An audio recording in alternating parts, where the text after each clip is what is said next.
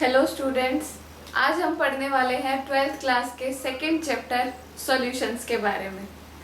तो सबसे पहले जैसे हम चैप्टर को स्टार्ट करें, उस चैप्टर को स्टार्ट करने से पहले हमें ये पता रहे कि सॉल्यूशंस क्या होते हैं, कैसे उनको डिफाइन करा जाएगा, कौन कौन से टर्म सॉल्यूशन के रिगार्डिंग यूज करी जाएंगी। तो हम सबसे पहले अपने उन जनरल टर्म्स को, जनरल जो रिप्रेजेंटेशन है सॉल्यूशन चैप्टर में जो यूज होंगी, सबसे पहले हम उन जनरल रिप्रेजेंटेशन को देखते हैं। तो आगे बढ़ने से पहले जिन्होंने ये चैनल सब्सक्राइब नहीं करा है तो प्लीज सब्सक्राइब चैनल। सॉल्यूशंस की डेफिनेशन क्या होगी, सॉल्यूशन को डिफाइन कैसे करा जाता है। तो सॉल्यूशन की डेफिनेशन होती है that solutions are homogeneous mixture of two and more than two substances which loses their individual identities and cannot be separated by simple methods। Solution दो या दो से ज्यादा सब्सटेंसेस का मिक्सचर होता है, उनका कॉम्बिनेशन होता है, जिन कॉम्बिनेशन होता है, लेकिन कौन सा कॉम्बिनेशन होता है, कौन सा मिक्सचर होता है, होमोजेनस मिक्सचर। ठीक है, सॉल्यूशन होमोजेनस मिक्सचर होता है two and more than two substances का। अब देखो, आगे बढ़ने से पहले सबसे पहले हमें ये पता रहे कि होमोजेनस मिक्सचर क्या होते हैं। तो होमोजेनस मिक्सचर का मतलब होता है those mixtures which have same property, ऐसे मिक्सचर्स जिनकी प्रॉपर्टी सेम हो थ्रू आउट द सॉल्यूशन। जब हम उनको ऑब्जर्व करें, किसी भी सॉल्यूशन में देखें, मान लो हमने शुगर सॉल्यूशन ले लिया, ठीक है, तो शुगर सॉल्यूशन जो हमने लिया उसमें अगर हम उसको किसी भी उस ग्लास के किसी भी हिस्से से उसको टेस्ट करें तो हर जगह से उसके अंदर मिठास आई, मतलब हर हिस्से में से मिठास आई।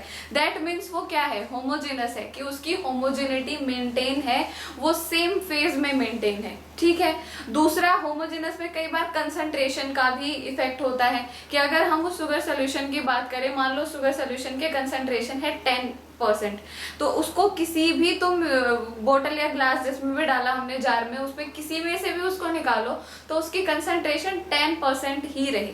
तो इन सॉल्यूशंस, इन मिक्सचर्स को बोला जाता है होमोजेनस मिक्सचर।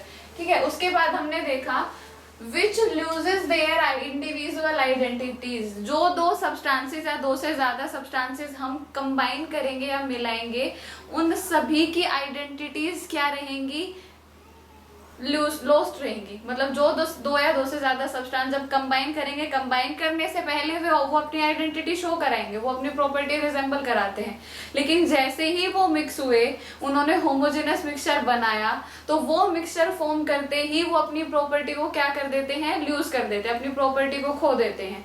क्या वो सॉल्यूशंस की तरह, अब वो जो सॉल्यूशन बना उस सॉल्यूशन की तरह बिहेव करेंगे। समझे, ये हो गया अपना ये वाला पॉइंट कि loses their individual identity and can not be separated by simple methods, और जिनको सिंपल मेथड्स यूज करके सेपरेट नहीं करा जा सके।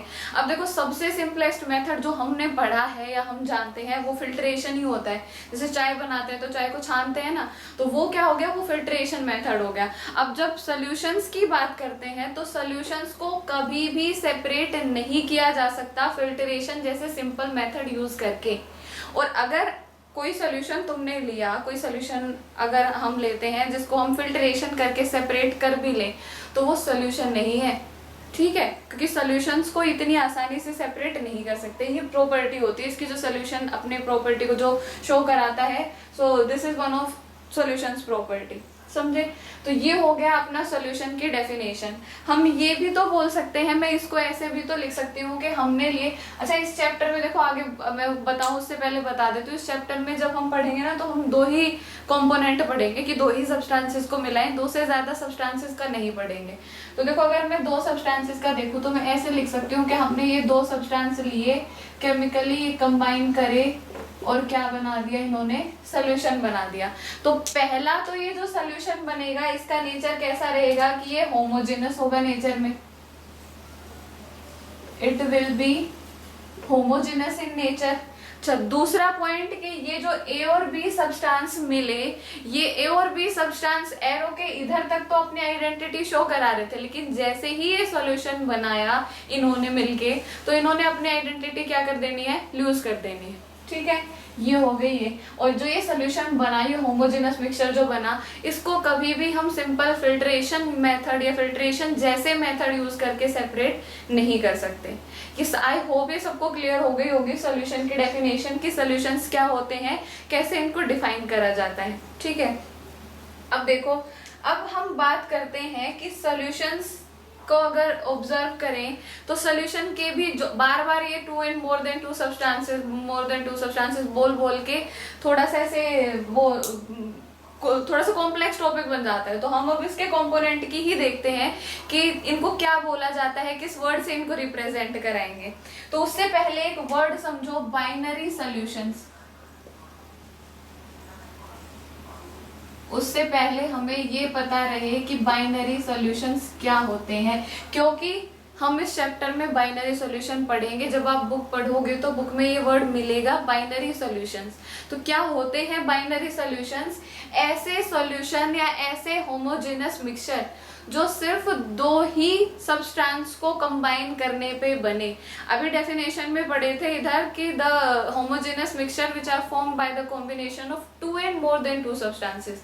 तो अब वो मोर देन 2 वाला पंगापन निकाल देंगे, हम क्या रखेंगे, ऐसे मिक्सचर जो सिर्फ 2 ही सब्सटेंसेस के कॉम्बिनेशन से बने, उनको बोला जाता है binary solutions, which are made up of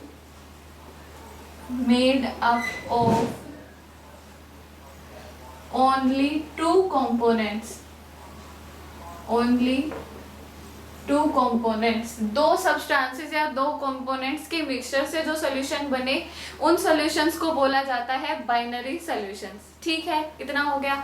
अब इसके बाद देखो, इसके बाद आते हैं, अभी मैंने बताया था बार बार ये देख के अपन पजल हो जाते हैं, बार बार ये 2 and more than 2 substances, 2 components, तो थोड़ा सा कॉम्प्लिकेटेड हो जाता है टॉपिक। तो उस कॉम्प्लिकेटेड टॉपिक को थोड़ा सा इजी उसमें करते हैं और ये देखते हैं कि कंपोनेंट को बोला क्या जाता है। आखिर जो हम बार बार कंपोनेंट बोल रहे हैं, इन कंपोनेंट को किस वर्ड से डिनोट करा जाता है। तो देखो, बचपन से हमें पढ़ते आ रहे होते हैं, चीज पढ़ते हैं बचपन से कि सोल्यूट प्लस सोलवेंट क्या बनाएंगे, ये सॉल्यूशन बनाएंगे। ठीक है, ये चीज हमने पहले पढ़ी हुई होती है कि सोल्यूट और सोलवेंट जब कंबाइन करेंगे तो वो सॉल्यूशन की फॉर्मेशन करते हैं। अब जब मैं बार बार ये वर्ड यूज कर रही हूँ, that component, 2 and more than 2 component, 2 component, ये यूज ना करके मेरे को 2 कंपोनेंट के सोल्यूशन पढ़ने हैं पूरे चैप्टर में। बाइनरी सोल्यूशन के बारे में पढ़ेंगे तो मैं सिंपल इतना बोल दूं कि वो जो 2 कंपोनेंट है वो क्या होंगे, सोल्यूट एंड सोलवेंट। अब सोल्यूट किसको बोलेंगे और सोलवेंट किसको बोलेंगे? तो सोल्यूट में होता है, ऐसा कोई इसमें रॉकेट साइंस नहीं है इनकी डेफिनेशन में। सोल्यूट होता है वो कंपोनेंट जो स्मॉलर अमाउंट में प्रेजेंट हो, और सोलवेंट ऑपोजिट टू सोल्यूट, जो कंपोनेंट लार्जर अमाउंट में प्रेजेंट हो। तो मैं यहाँ लिख दूं, सोल्यूट क्या होंगे, those component which are present in smaller amount, उनको बोलेंगे सोल्यूट। और जो लार्जर अमाउंट में हो या ग्रेटर अमाउंट में हो, अमाउंट एंटी आएगा ये इधर, उनको बोला जाता है सोलवेंट। क्लियर? कम मात्रा में सोल्यूट, ज्यादा मात्रा में सोलवेंट। कोई हार्ड एंड फास्ट रूल नहीं इसका, कोई ऐसे रॉकेट साइंस नहीं, बिल्कुल इजी। कम सोल्यूट, ज्यादा सोलवेंट।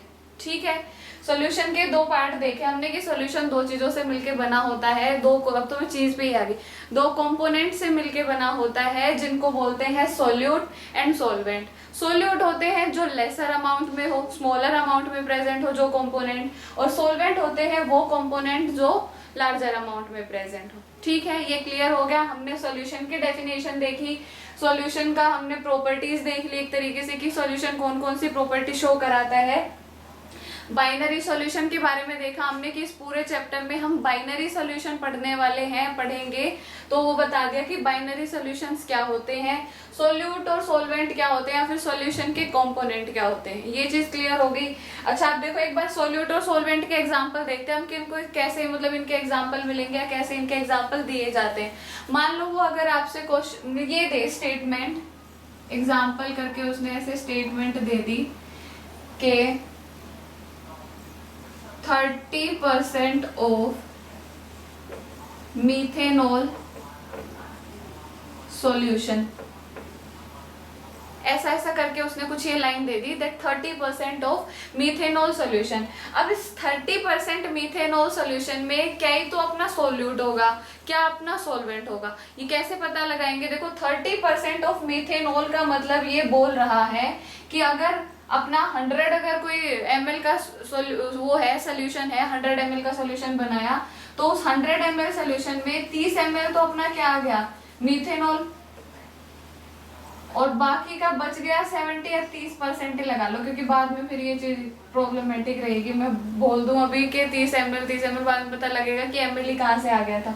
तो मैंने 30% ले लिया अपना। 30% तो है उसमें मीथेनॉल उस 100% सोल्यूशन में, बाकी का हिस्सा बच गया 70%। तो 70% में अपना यूनिवर्सल सॉल्वेंट जिसका कोई नहीं होता उसका वाटर होता है, तो वो अपना 70% वाले हिस्से में क्या आ गया, वाटर आ गया। ठीक है, तो अब देखो 30 कोई तुमने सोल्यूशन लिया, 30% जिसमें मीथेनॉल, 70% जिसमें आ गया वाटर, तो कम अमाउंट में कौन, ये मीथेनॉल। तो कम अमाउंट में है जो, उसको बोलेंगे सोल्यूट, और जो ज्यादा अमाउंट में है उसको क्या बोलेंगे, सोलवेंट। अब ये भी वो बोल दे, मान लो 30% की बजाय वो कुछ और चीज यूज कर ले, कुछ और डिनोशन ऐसे यूज कर ले। डिनोशन क्या यूज करेगा, वो बोल देगा 10% methanol solution, 20% methanol solution, 40% methanol solution, इतना आगे अगर बोल दे तो वो 30%, 10%, 40% में मीथेनॉल है, बाकी का बच गया 80, 60 और 70, ये सब क्या होंगे, 90, वो सब क्या होंगे, सॉल्वेंट होंगे। मतलब वाटर अपना क्या बन गया उस टाइम पे, सॉल्वेंट बन गया। ठीक है, अगर वो ये बोल दे स्टेटमेंट, ये ना कह के कि 50% ऑफ मीथेनॉल सॉल्यूशन, वो ये लाइन यूज कर दे दैट 50% ऑफ मीथेनॉल सॉल्यूशन। तो अब बताओ जरा देखे मेरे को एक बार कि इसमें क्या ही तो सॉल्यूट होगा और क्या सॉल्वेंट होता है।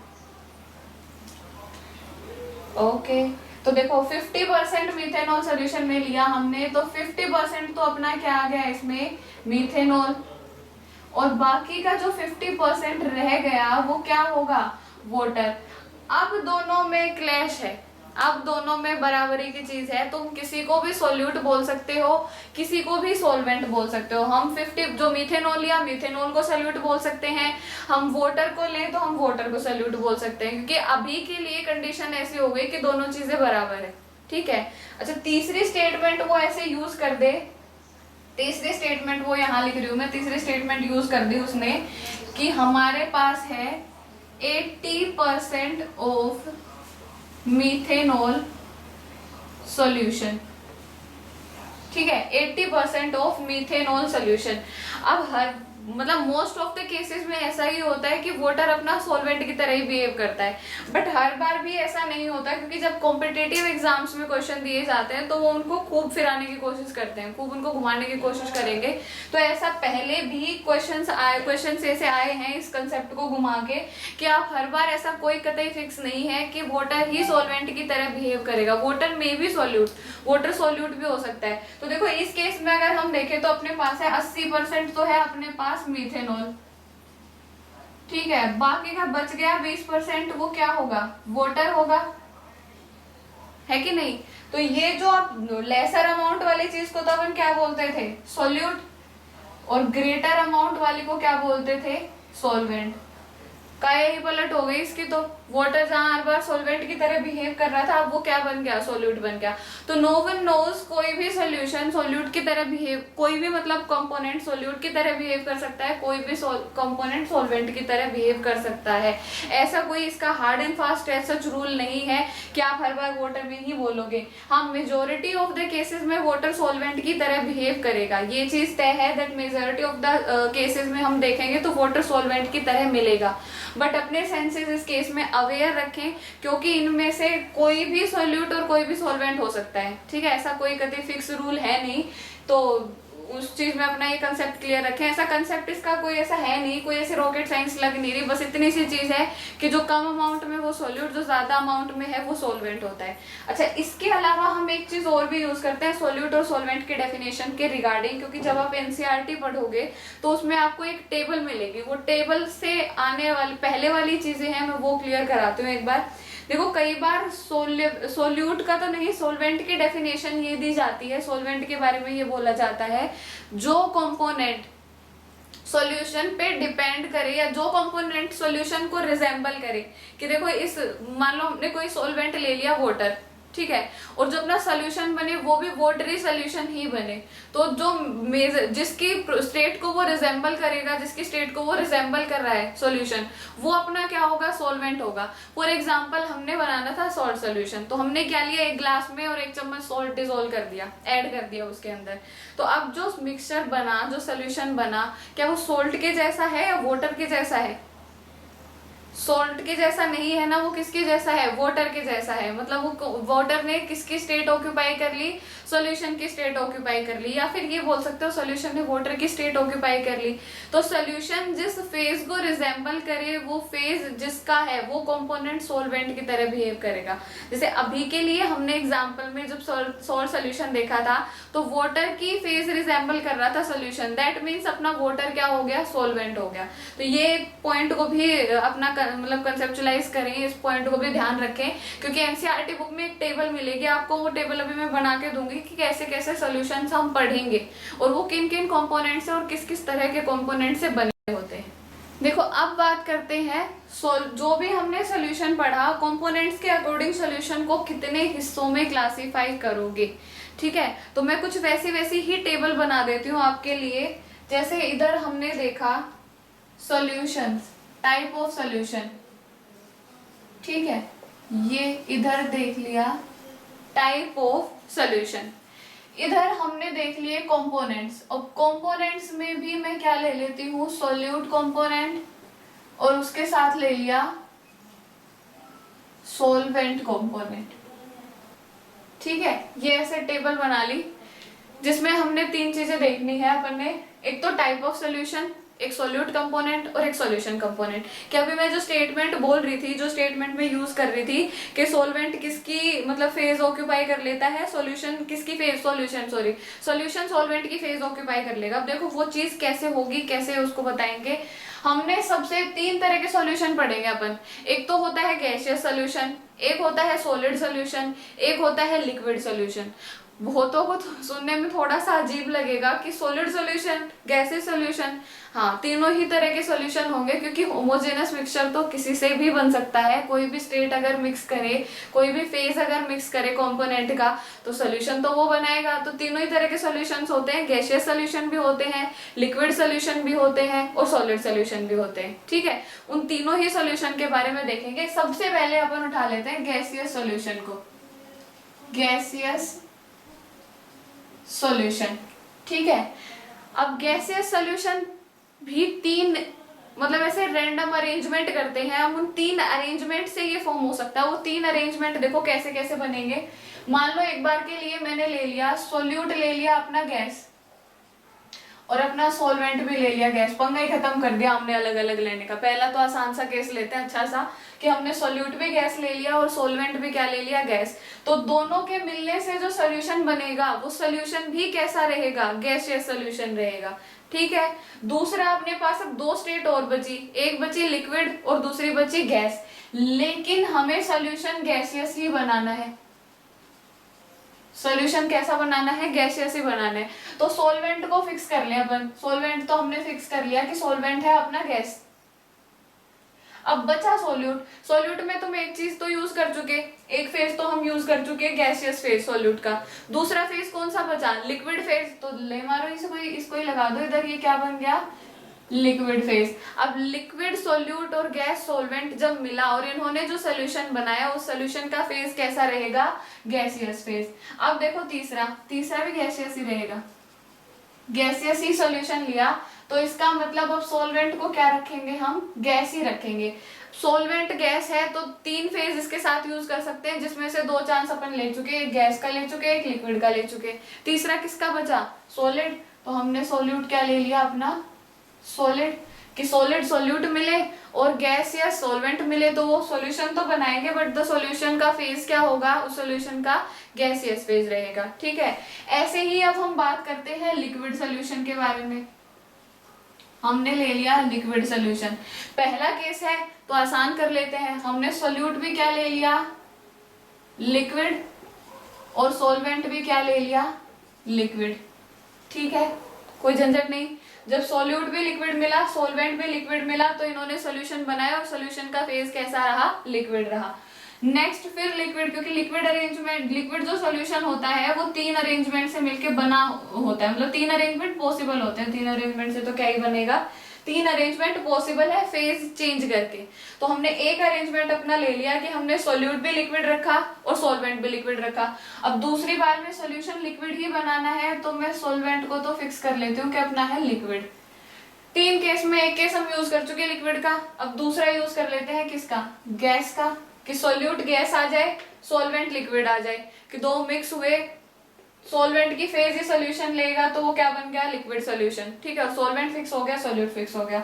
तीसरा अरेंजमेंट फिर लिक्विड सोल्यूशन का, लिक्विड तो सॉल्वेंट फिक्स रखेंगे अपन, बच गया तीसरा के सॉल्यूट का, सॉलिड ही एक ले दे के स्टेट बची, उसको और लगा देते हैं कि सॉलिड सॉल्यूट और लिक्विड सॉल्वेंट जब मिक्स होते हैं तो वो सॉल्यूशन तो बनाएंगे, लेकिन सॉल्यूशन का फेज कैसा रहेगा, लिक्विड फेज रहेगा, वो लिक्विड सॉल्यूशन रहेगा। ठीक है, अब 3 अरेंजमेंट इसके हो गए। अब तीसरा टाइप का सॉल्यूशन लेते हैं, सॉलिड सॉल्यूशन। तीसरे टाइप का सॉल्यूशन ले लिया हमने, सॉलिड। तीसरे टाइप में भी हम क्या रखेंगे, पहला केस तो आसान ले लेते हैं जिसमें हमने सॉल्यूट भी सॉलिड लिया और सॉल्वेंट भी सॉलिड लिया। तो दोनों जब कंबाइन करें, दोनों जब मिक्स हुए तो इन्होंने सॉल्यूशन बनाया, लेकिन वो सॉल्यूशन कौन सा बना, सॉलिड सॉल्यूशन। ठीक है, अब लेते हैं सॉलिड सॉल्यूशन का सेकेंड अरेंजमेंट। सॉल्वेंट क्या रखेंगे, सॉलिड। ठीक है, 3 फेज में से एक अरेंजमेंट अपन ले चुके, एक अरेंजमेंट हम ले चुके सॉलिड का, दूसरा अरेंजमेंट किसका ले लेते हैं, लिक्विड का ले लेते हैं। तो लिक्विड सोल्यूट और सॉलिड सॉल्वेंट जब मिक्स करेंगे तो सोल्यूशन बनाएंगे, लेकिन उस सोल्यूशन का फेज कैसा होगा, सॉलिड फेज होगा, सॉलिड सोल्यूशन बनाएगा वो। अब लास्ट अरेंजमेंट लेते हैं सॉलिड का, फिर से सॉलिड सॉल्यूशन। तो सॉल्वेंट रखेंगे फिक्स, जो अभी तक करते आ रहे थे, जैसा नेचर का सोल्यूशन वैसा ही अपना ले लिया अपन सॉलिड। अब बची सॉल्यूट की बारी। सॉल्यूट में हम सॉलिड ले चुके, लिक्विड ले चुके, एक ले दे के गैस ही बची, गैस को भी लिख लेते हैं। तो अब देखो ये क्या हो गया, गैस जब सॉल्यूट बना, गैस सॉल्यूट हमने लिया और सॉलिड सॉल्वेंट हमने लिया, तो वो सॉल्यूशन बनाएंगे, लेकिन उस सॉल्यूशन की प्रवृत्ति कैसी रहेगी, उसका नेचर कैसा रहेगा, सॉलिड सॉल्यूशन, वो सॉलिड सॉल्यूशन फॉर्म करेंगे। ठीक है, ये है अपनी टेबल जो हम पढ़ते हैं नेचर ऑफ सॉल्वेंट या नेचर ऑफ सॉल्यूट से रिगार्डिंग, कि जो हम सॉल्यूट और सॉल्वेंट मिलाएंगे सॉल्यूशन फॉर्म करने के लिए, वो उनका नेचर अगर वेरी करता है तो वो सॉल्यूशन के नेचर को कैसे अफेक्ट करेंगे, सॉल्यूशन का नेचर कैसा रहेगा। तो ऐसे हमने देखे 3 गैसीय सॉल्यूशन के, 3 लिक्विड सॉल्यूशन के और 3 सॉलिड सॉल्यूशन के फेजेस, मतलब अरेंजमेंट उनके जो पॉसिबल अरेंजमेंट थे, ये बन गया अपना टेबल। अब बात करते हैं नेक्स्ट टॉपिक, जो है कंसंट्रेशन टर्म्स, कि अपनी जो कंसंट्रेशन टर्म्स होती है उनको कैसे कैसे रिप्रेजेंट करेंगे। तो देखो ये स्टार्ट करने से पहले मैं आपको ये थोड़ा सा इसका ब्रीफ इंट्रोडक्शन बता दूं। हमने 11th क्लास में पढ़ा था, जिसमें हम अपन ये सारी चीजें पढ़ते थे, molarity, molality, normality, formality, mass percentage, volume percentage. Exactly same वही चीज यहाँ रिपीट होगी, एग्जैक्टली सेम वही चीज, वही तो कंसंट्रेशन होती है। बस उससे पहले थोड़ा सा आपको चेंज करके मैं बता देती हूँ कि जो कंसंट्रेशन टर्म होती है उसको हम यहाँ 2 तरीके से रिप्रेजेंट करेंगे। ठीक है, 2 तरीके से रिप्रेजेंट करेंगे। पहला रिप्रेजेंटेशन या पहला जो तरीका होता है अपना, वो होता है वॉल्यूम रिलेटेड। पहला तरीका होता है इसका वॉल्यूम रिलेटेड, कि ऐसी कंसंट्रेशन के टर्म्स जो वॉल्यूम से रिलेट करे। दूसरा क्या हो जाएगा, दूसरा क्या होता है, मास रिलेटेड। ठीक है, दूसरा मेथड क्या होता है, मास रिलेटेड। अब इनको एक और भी इनकी रिप्रेजेंटेशन हो सकती है, एक और भी इनको रिप्रेजेंटेशन दे सकते हैं हम। क्या दे सकते हैं कि देखो वॉल्यूम को अगर हम ऑब्जर्व करें, वॉल्यूम जो होती है, वॉल्यूम तो टेम्परेचर के द्वारा अफेक्टेड होती है ना, कि अगर टेम्परेचर बढ़ाओगे तो वॉल्यूम भी एक्सपेंड करेगी, टेम्परेचर अगर कम रखोगे तो वॉल्यूम भी क्या रहेगी, कम रहेगी। तो मैं ये बोल दूं यहाँ पे कि जो टेम्परेचर डिपेंडेंट है, टेम्परेचर डिपेंडेंट टर्म जो होंगी वो सब अपनी क्या होंगी, वॉल्यूम रिलेटेड। और टेम्परेचर इंडिपेंडेंट जो होंगी, टेम्परेचर इंडिपेंडेंट, टेम्परेचर इंडिपेंडेंट जो टर्म्स होंगी वो सब किस कैटेगराइजेशन में जाएंगी, मास रिलेटेड कैटेगरी में। क्योंकि देखो टेम्परेचर अगर बढ़ाओगे तो डेफिनेटली वो क्या बढ़ाएगा, मास बढ़ाएगा, मतलब वॉल्यूम बढ़ाएगा। तो जैसे वॉल्यूम बढ़ी तो मतलब वॉल्यूम का टेम्परेचर का रिलेशनशिप हो गया वॉल्यूम के साथ। तो दूसरा अगर तुम मास का देखते हैं अपन की मास रिलेटेड है, वो टेम्परेचर इंडिपेंडेंट होती है। टेम्परेचर इंडिपेंडेंसी का मतलब जैसे डेंसिटी होती है, डेंसिटी टेम्परेचर इंडिपेंडेंट होती है कि डेंसिटी टेम्परेचर के द्वारा अफेक्ट नहीं होते। डेंसिटी कभी का टेम्परेचर के साथ कोई रिलेशन होता ही नहीं। अब डेंसिटी नहीं है, मास भी रिलेटेड मतलब नहीं है उससे, तो हमने क्या लिख दिया, टेम्परेचर इंडिपेंडेंट। ठीक है, तो ये दो कैटेगराइज है। अब देखो बाकी की जितनी प्रॉपर्टी बची इनको अब दो हिस्सों में क्लासिफाई कर लेंगे हम, इन उन सब प्रॉपर्टीज को इन दो हिस्सों में क्लासिफाई करेंगे। और वो प्रॉपर्टी कैसे कैसे आएंगी, कौन सी आती है, चलो वो देख लेते हैं एक बार। देखो वॉल्यूम रिलेटेड में आती है प्रॉपर्टी सबसे पहली, वॉल्यूम बाय वॉल्यूम परसेंटेज। ठीक है, पहली प्रॉपर्टी जो इसमें आती है वो आती है वॉल्यूम बाय वॉल्यूम परसेंटेज। मतलब अपने को सीन रखना है सारा वॉल्यूम का, वॉल्यूम रिलेटेड जो हो। सेकंड क्या आएगी इसमें, सेकंड प्रॉपर्टी इसमें आती है वेट बाय वॉल्यूम या फिर mass by volume percentage, weight by volume percentage. Third आती है मोलैरिटी, थर्ड होती है मोलैरिटी। और लास्ट आती है इसमें नॉर्मेलिटी। ठीक है, पढ़ेंगे तो सारी ये वाली भी पढ़ी जाएंगी, ये वाली भी पढ़ी जाएंगी। बस इनका कैटेगराइजेशन कर दिया कि वॉल्यूम रिलेटेड कौन सी कंसंट्रेशन टर्म्स होती है और मास रिलेटेड कौन से टर्म्स होते हैं, या फिर टेम्परेचर डिपेंडेंसी। बोर्ड क्वेश्चंस पूछे जाते हैं, बोर्ड में क्वेश्चन पूछा जाता है कि इनमें से कौन सी कंसंट्रेशन टर्म या ऑप्शनल जो होते हैं वो टेम्परेचर डिपेंडेंट होती है, कौन सी टेम्परेचर इंडिपेंडेंट होती है। तो वो तो अपन देखेंगे कि कैसे टेम्परेचर डिपेंड है, कैसे टेम्परेचर इंडिपेंडेंट है। बट उससे आपको एक थोड़ा सा क्लियर आइडिया मिल जाएगा ऐसे कि अच्छा ये टेम्परेचर डिपेंडेंट है और ये टेम्परेचर इंडिपेंडेंट है। ठीक है, वो सिनेरियो है सारा। तो ये जो चार टर्म्स होती है अपनी, volume by volume percentage, weight by volume percentage, molarity and normality, ये होती है अपनी temperature dependent and volume related. ठीक है, कहते हैं मास रिलेटेड प्रॉपर्टीज पे या टेम्परेचर इंडिपेंडेंट प्रॉपर्टीज पे। तो सबसे पहले जब हम परसेंटेज ही देख रहे तो परसेंटेज का ही देख लेते हैं सारे इकट्ठा। पहली आती है इसमें मास बाय मास परसेंटेज। मैं ऐसे ही लिख दूं इसको, जैसे मास बाय मास परसेंटेज बोल दो, या फिर ये बोल देंगे और वेट बाय वेट परसेंटेज। देखो मास और वेट अलग अलग चीजें होती है काफी, फिजिक्स के अकॉर्डिंग तो काफी अलग ही चीजें होती है, बट केमिस्ट्री में इनको ऑलमोस्ट सिमिलर ही ले लेते हैं हम। तो इसमें भी ऐसा सिमिलर कर दिया कि तुम मास बाय मास परसेंटेज देख लो और वेट बाय वेट परसेंटेज देख लो। ठीक है, ये हो गई पहली टर्म। दूसरी टर्म होती है, दूसरी प्रॉपर्टी होती है मोल फ्रैक्शन। दूसरी प्रॉपर्टी होती है मोल फ्रैक्शन।